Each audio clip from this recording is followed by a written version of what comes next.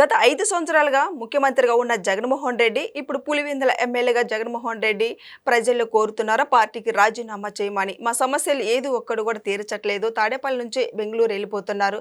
ఇక మా సమస్యలు ఎవరికి చెప్పుకోవాలని పులివెందుల ప్రజలు అడుగుతున్నారు. అయితే ముఖ్యంగా ఇక పులివెందుల ప్రజలు అడుగుతున్నట్టు ఇక జగన్మోహన్ రెడ్డి రాజీనామా చేస్తారా? ఇలాంటివన్నీ విశ్లేషించే ముందు స్టూడియోలో ఉన్నారు ప్రముఖ రాజకీయ విశ్లేషకులు కిల్లార్ నాగార్జున గారు ఉన్నారు. వారిని అడిగే విషయాలను తెలుసుకునే ప్రయత్నం చేద్దాం. నమస్కారం సార్. నమస్తే అమ్మా. సార్, జగన్మోహన్ రెడ్డి తన సొంత నియోజకవర్గంలోనే ఎమ్మెల్యేగా గెలిచారు. అయినా సరే ప్రజల సమస్యలు తీర్చట్లేదని ప్రజలు వేలెత్తి చూపిస్తున్నారు. అయితే మొత్తానికి ప్రజలు ఏమంటున్నారంటే ఇంకా రాజీనామా చేస్తే బాగుంటుంది అని పులివెందుల ప్రజలు అడుగుతున్నారు. ఇక మొత్తానికి చూసుకుంటే ప్రజలు అన్నట్టు ఇక రాజీనామా చేస్తారా ఎమ్మెల్యేగా అంటే ఏమంటారు సార్? అంటే దాంట్లోకి వెళ్ళబోయే ముందు మనం ఒకటి గమనించాలమ్మా. గత 35 సంవత్సరాల్లో ప్రజలు స్వేచ్ఛగా స్వతంత్రంగా వెళ్ళి పులివెందల్లో ఎప్పుడైనా ఓటు వేశారా అని గనక ప్రశ్న వేసుకుంటే లేదు అని మొన్న జరిగినటువంటి స్థానిక సంస్థల ఎన్నికల్లో మనకి తెలిసింది. ఎంతోమంది బయటకు వచ్చి 30 సంవత్సరాల తర్వాత 25 సంవత్సరాల తర్వాత మా ఓటు మేము స్వేచ్ఛగా వేసుకుంటున్నాం అనేటువంటి బైట్స్ మనం చాలా చూసాం. ఎంతోమంది చెప్పారు. అంటే వాళ్ళ ఓటు వాళ్ళకు వెళ్ళి ఇష్టం వచ్చిన వాళ్ళకి వేసుకునేటువంటి స్వతంత్రం కూడా లేకుండా ఒక రకమైనటువంటి నియంతృత్వ వ్యవహారం ఆనాడు రాజారెడ్డి దగ్గర నుంచి ఇవాళ జగన్మోహన్ రెడ్డి గారి వరకు ఆ సాంప్రదాయం కొనసాగుతూ వచ్చింది. కానీ 5 సంవత్సరాల పాటు మనవాడు మన ప్రాంతం వాడు ముఖ్యమంత్రిగా ఉన్నాడు కాబట్టి మన ప్రాంతాన్ని బ్రహ్మాండంగా డెవలప్ చేస్తాడనేటువంటి ఆకాంక్షలు అక్కడ ఉండటం అనేటువంటిది సర్వసాధారణం. ఇప్పుడు చంద్రబాబు నాయుడు గారు ముఖ్యమంత్రి అయ్యి చంద్రబాబు నాయుడు గారు కుప్పం అని ఎంచుకునే వరకు కుప్పం అనేటువంటిది ఆంధ్ర రాష్ట్రంలో ఒకటి ఉందని కూడా ఎవరికి తెలియదు. అది అటు తమిళనాడుకి ఇటు కర్ణాటకకి దగ్గరగా ఉన్నటువంటి నియోజకవర్గం. అది పట్టించుకునేవాడే లేడు. కానీ ముఖ్యమంత్రి అని ఆయన అధికారం చేపట్టిన దగ్గర నుంచి ఆ నియోజకవర్గం ఎలా డెవలప్ అయింది అనేటువంటిది ఎవరైనా సరే, ఎందుకంటే నేను చాలాసార్లు అక్కడికి వెళ్ళాను చూశాను కాబట్టి అక్కడ ఉన్నటువంటి రోడ్స్ కానీ ఆ వ్యవస్థ కానీ అక్కడ ఉన్న ఇన్స్టిట్యూషన్స్ కానీ ఎలాంటి ఇన్స్టిట్యూషన్స్ తీసుకొచ్చారు, తర్వాత ఒక మెడికల్ కాలేజ్ తీసుకొచ్చి దాన్ని డెవలప్ చేసిన పద్ధతి అక్కడ కళ్ళ ముందు కనబడుతూ ఉంది. అలాంటిది 3 తరాలుగా మిమ్మల్ని నెత్తిన పెట్టుకున్నప్పుడు మాకు ఏం చేశారు మీరు అనేటువంటి ప్రశ్న సహజంగానే వస్తుంది.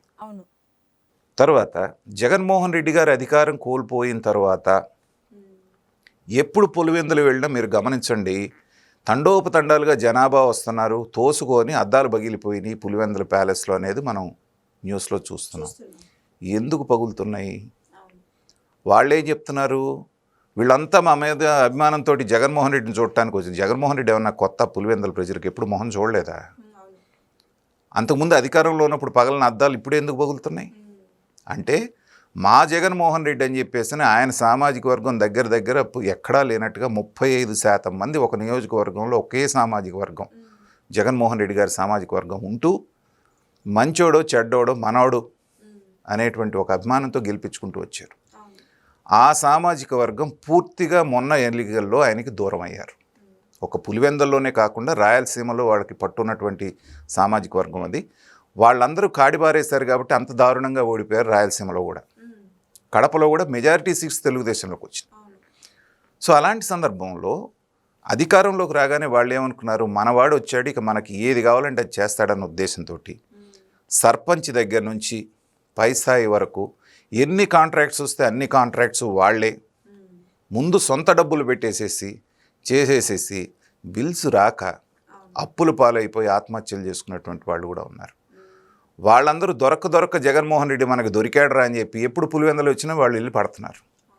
అవినాష్ రెడ్డి అక్కడ ఉంటే కూడా అతన్ని బొమ్మలాగా ఎత్తి అవతల బారేస్తున్నారు, తోసి అవతల బారేస్తున్నారు. అలాంటి సందర్భం ఎందుకంటే వాళ్ళకి అంత కోపంగా ఉన్నారు.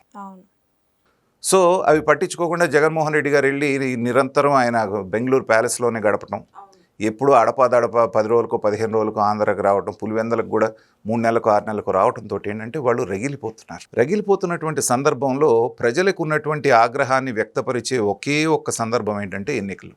సో ఆ ఎన్నికలు వచ్చిన సందర్భంలో మనం చూద్దాం, మనం ఏంటనేది చూపిద్దామని చెప్పి మొన్న అక్కడ పులివెందులకు జరిగినటువంటి ఆ స్థానిక సంస్థ ఏదైతే ఉందో దానికి జరిగిన ఎన్నికల్లో జగన్మోహన్ రెడ్డి గారికి 4 తరాలుగా 3 తరాలుగా కంచుకోటలాగా ఉన్న దగ్గర డిపాజిట్ రాకుండా కోల్పోవటం అనేటువంటిది మాలాంటి రాజకీయ విశ్లేషకులు కూడా అయ్యేటట్టుగా అనిపించింది.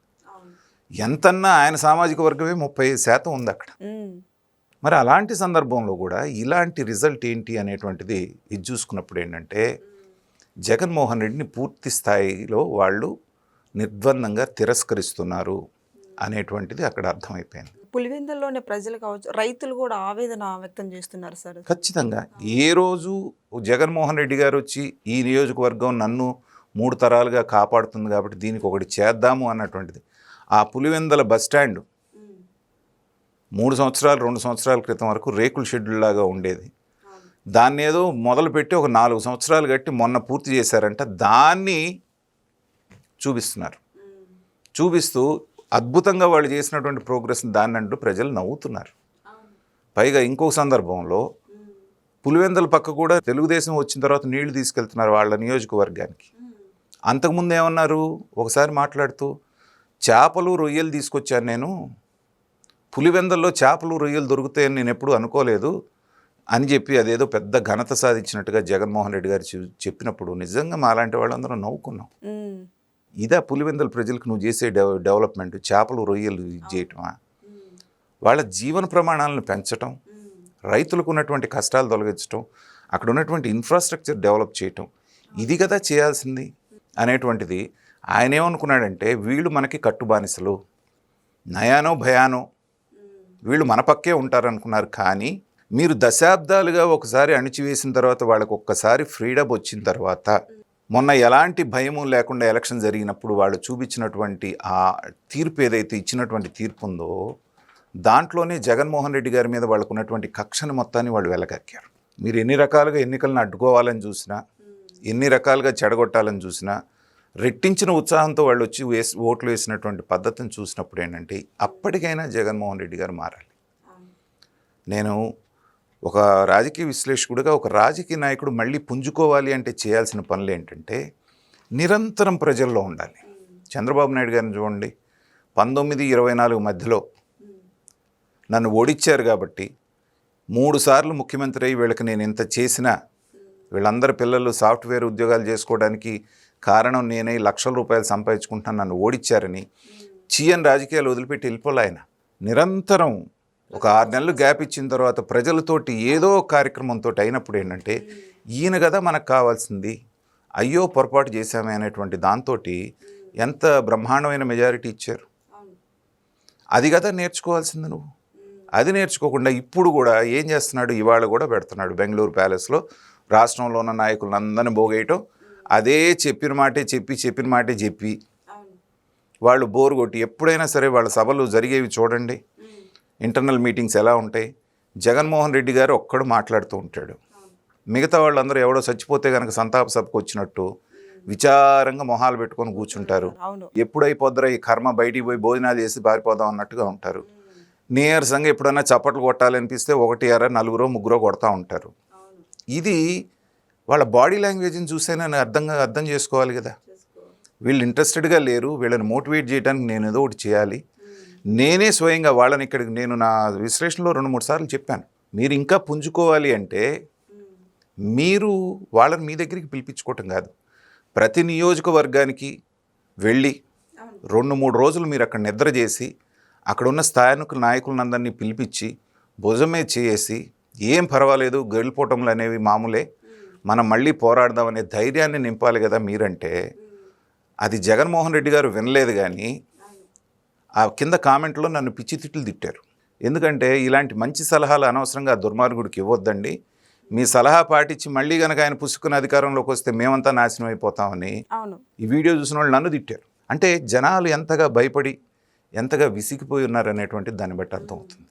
కాబట్టి ఇవాళ స్వతంత్రం వచ్చింది, 40 ఏళ్ళలో భారతదేశానికి స్వతంత్రం వచ్చిన పులివెందుల ప్రజలకి నిజమైనటువంటి స్వతంత్రం 2025 తర్వాత 24 తర్వాతే వచ్చింది. కాబట్టి ఇవాళ మీరు గతంలో కూడా గుర్తు చేసుకోండి, భారతి గారు వెళ్ళి ప్రచారం చేస్తున్న సందర్భంలో పులివెందులో ఒక రైతు అడిగాడు, అమ్మ పొలం నాది, మా తాతల దగ్గర నుంచి వచ్చింది, దాని మీద మీ ఆయన ఫోటో ఏంటమ్మా, ఎవరు చెప్పినా వింటలేదు, కనీసం నువ్వన్నా చెప్పమ్మా అనేటువంటిది పబ్లిక్ డొమైన్లో ఉంది ఆ వీడియో. అంటే ప్రజల్లో ఎంత చైతన్యం వచ్చింది. అది ఓటింగ్లో కనిపించింది. మిగతా వాళ్ళందరూ తెలుగుదేశానికి వచ్చినటువంటి ఓటింగ్ అనేటువంటిది విపరీతంగా పెరిగితే అక్కడ ఓడిపోయినటువంటి లోకేష్ గారు 90,000 మెజారిటీ పైన గెలిచారు. అదే 90,000లో గెలిచినటువంటి జగన్మోహన్ రెడ్డి గారు 60,000కి పడిపోయారు. అంటే ఏంటి, ప్రజలు మీరు ఇంకా వస్తారేమోననేటువంటి భయంతో ఆ మాత్రం ఓట్లేశారు. సరే, జగన్మోహన్ రెడ్డి సొంత నియోజకవర్గంలోనే ఎమ్మెల్యేగా పోటీ చేసి ఇప్పుడు ప్రజలు అడుగుతున్న రాజీనామా చేయమని. మరి జగన్మోహన్ రెడ్డి ఎంపీగా పోటీ చేస్తానంటున్నారు. నిజంగా ఇంక ప్రజలు ఎంపీగా గెలిపిస్తారు అసలు? ఆ ధైర్యం చేయడని నేను అనుకుంటున్నానమ్మా. ఎందుకంటే ఈ 5 ఏళ్లలో మీరు గనక ఈ దగ్గరలో గనక ఎలక్షన్స్కి వెళ్తే ఆయన కూడా గెలుస్తాడో లేదో అనేటువంటిది అనుమానాస్పదం. ఒక్కసారి ఓడాడు అంటే ఇంకా రాజకీయంగా అతను సమాధి అయిపోయినట్టే. ఆ విషయం ఆయనకు కూడా తెలుసు కాబట్టి ఊరికి అట్లా మాటలు వదులుతుంటాడే కానీ ఆ ధైర్యం చేస్తాడని నేను అనుకోను. దీనా ఏంటంటే విపరీతమైన 151 సీట్లతో వచ్చినటువంటి ఒక రాజకీయ నాయకుడు ఇలా పతనం అయిపోయి తన పతనాన్ని తనే కొని తెచ్చుకోవటం అనేటువంటిది చరిత్రలో అరుదుగా జరిగే సంఘటన. ఆ సంఘటనని విట్నెస్ చేసే అదృష్టం మనకు పట్టింది.